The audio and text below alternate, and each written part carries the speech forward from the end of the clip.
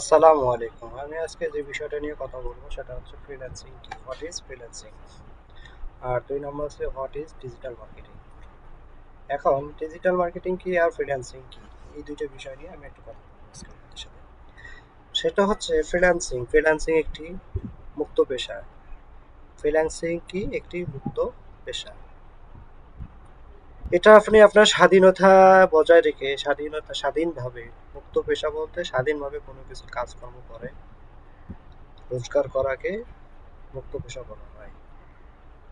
এখন মুক্ত পেশা ফ্রিল্যান্সিংটা মুক্ত পেশা কিভাবে সেটা একটু যদি আমি বলি। ধরেন আমি যদি কোনো একটা অফিসে চাকরি করতে যাই, তাহলে সেখানে আমাকে একটা নির্দিষ্ট সময় বেঁধে দেওয়া হবে। ৬ ঘন্টা, ৮ ঘন্টা, ১০ ঘন্টা, ১২ ঘন্টা, ১৬ ঘন্টা, এরকম একটা নির্দিষ্ট সময় একটা আমাকে অফিসে টাইম এক্সপেন্ড করতে হয়, তো ব্যয় করতে হয়। সেখান থেকে আমাকে সামথিং কিছু বেতন দেওয়া হয়, অর্থাৎ কিছু বেতন মুক্তভাবে আমি সেখানে কাজকর্ম করে থাকি।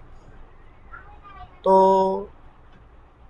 এটা হচ্ছে ফ্রিল্যান্স একটা মুক্ত পেশা, অর্থাৎ এটাকে আরেকটা ভাবে বলা যায় যে আত্মকর্মসংস্থান, অর্থাৎ নিজেই নিজের কর্মসংস্থান তৈরি করে কাজকর্ম করা, এটা হলো একটা ফ্রিল্যান্সিং এর মধ্যে পড়ে। তো আমরা যারা ফ্রিল্যান্সিং করি বা সামনে করতে চাচ্ছি, যারা করার আগ্রহী, বা সামনে আমরা যারা ফ্রিল্যান্সিং এ আছি, সামনে যারা আসতে চাই, এটা হলো একটা পরিপূর্ণ মুক্ত পেশা। এটা কারো অধীনে না থেকে নিজে নিজের স্বাধীন ইচ্ছাভাবে কাজ ধরবো। কোনো একটা ক্লায়েন্ট কাজ দিল, সেই কাজটা আমি যদি ইচ্ছা করি তাহলে করতে পারি, যদি ইচ্ছা না করি যে না আমারটা করার ইচ্ছা করতেছে না, আমি এটা করব না। এটা হলো একটা মুক্ত পেশা। আর অফিসে যদি আপনি একটা কাজ করতে, মানে অফিসে একটা আপনি ফিক্সড টাইম নিয়ে চাকরি করতে যাবেন, তখন আপনার শরীর ভালো লাগুক আর না লাগুক, ইচ্ছা করুক আর না করুক, আপনাকে সেই কাজটা আপনাকে অফিসে ঠিকভাবে করে দিতে হবে, বা ওই টাইমটা আপনাকে অফিসে দিতেই হবে। আর ফ্রিল্যান্সিং করতে গেলে আপনাকে ওইরকম কোনো বিধিবিধান বা বাধা দেওয়ার নিয়ম কোনো নাই। আপনি আপনার ইচ্ছা মতো আপনি কাজ করতে পারবেন। আপনার ইচ্ছা হলে আপনি করলেন, ইচ্ছা হলো না আপনি করলেন না। এটা হলো একটা ফ্রিল্যান্সিং এর সংজ্ঞা দিয়ে দিলাম।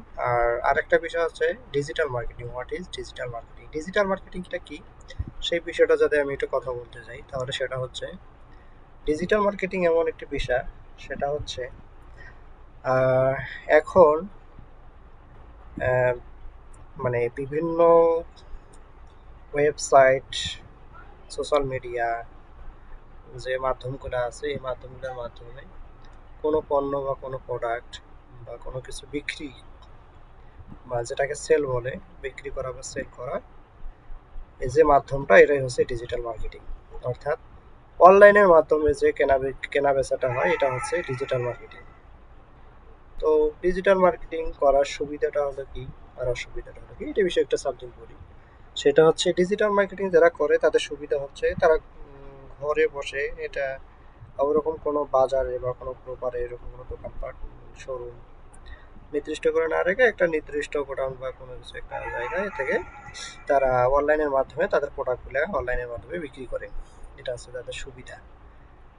এটা হলো সুবিধা, হ্যাঁ। তো যাই হোক, ডিজিটাল মার্কেটিং অনেকগুলো পার্ট রয়েছে। হ্যাঁ, আমি যদি কয়েকটা বলি, তার মধ্যে ধরেন আমি কয়েকটা বলি, তেমন হচ্ছে কি Facebook marketing, YouTube marketing, Instagram marketing, Twitter marketing, তারপর লিঙ্কডইন মার্কেটিং, কোরা মার্কেটিং। এরপর হলো ডিজিটাল মার্কেটিং আরো কিছু অংশ আছে, যেমন হচ্ছে এসইও, গ্রাফিক্স ডিজাইনার, তারপর ইমেল মার্কেটিং। এইসব হলো একটা ডিজিটাল মার্কেটিং এর একটা অংশ।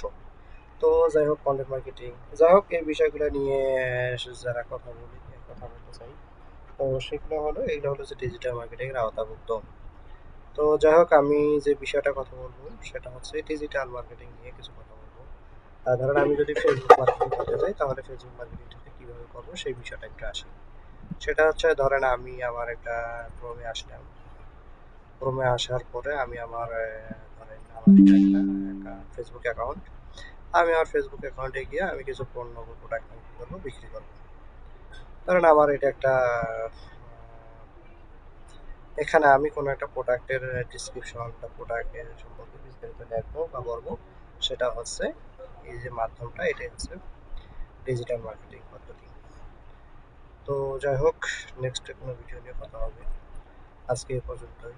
আপনারা সবাই ভালো থাকবেন, সুস্থ থাকবেন, এই কামনাই করি। আসসালামু আলাইকুম।